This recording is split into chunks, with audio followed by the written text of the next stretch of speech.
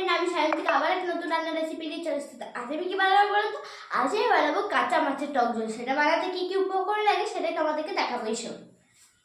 তো আজকে দেখো এই যে কাঁচা মাছের টক ঝোল বানানোর জন্য এখানে দেখো মাছগুলোকে আমি লবণ আর হলুদ দিয়ে ফার্স্টে মাখিয়ে রেখে দিয়েছি।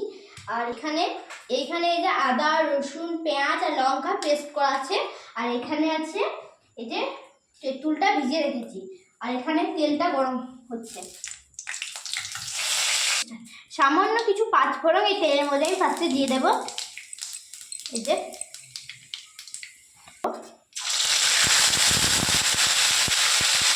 এবার এই যে দেখুন আমি পেস্টটা দিয়ে দিয়েছি এখানে। এই যে এবারে পরিমাণ মতো হলুদ গুঁড়ো এতে আমি দিয়ে দেবো। এই যে এবারে দেখুন এখানে সামান্য পরিমাণে মাছের ঝোল মশলা আমি দিয়ে দেবো এতে। এই যে ভালো করে এটা নাড়তে হবে, সুন্দর করে এটা নাড়তে হবে। বন্ধুরা দেখুন এই মশলাটা কিন্তু পুরো আমাদের কষে গিয়েছে, খুব সুন্দর একটা গন্ধ উঠছে এটা থেকে। তেঁতুলগুলো জলটা দিয়ে দেবো।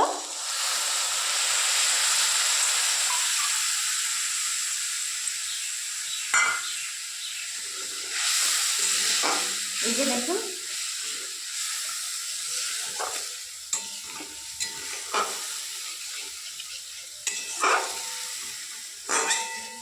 এবারে আমি সামান্য পরিমাণ গুড় এতে দিয়ে দেব। এই যে এটা দিলে টকটা বেশ সুন্দর মিষ্টি মিষ্টি ভালো লাগে খেতে।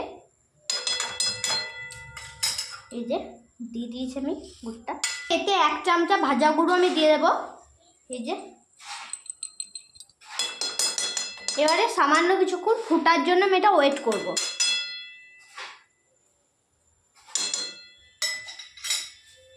এই দেখুন বন্ধুরাই কিন্তু আমাদের ঝোলটা ফুটে এসেছে। এবারে আমি কাঁচা মাছগুলো এতে দিয়ে দেব। এই যে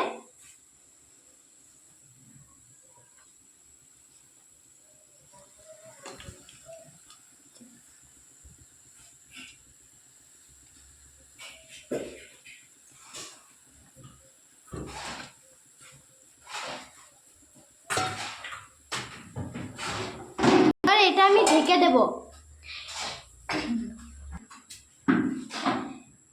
আমি এটা লো স্টিমে 5 মিনিট ফুটিয়ে নেব। তারপর 5 মিনিট পরে এই ঝোলটা আমি নামিয়ে দেব। দেখুন বন্ধুরা ঝোলটা ফুটে এসেছে। এবারে এতে আমি লবণটা অ্যাড করে দেব। এই যে তারপরে আমি আবার এটা ঢাকা দিয়ে 5 মিনিট ওয়েট করব। 5 মিনিট পরে এটা আমি ভালো করে নামিয়ে দেব।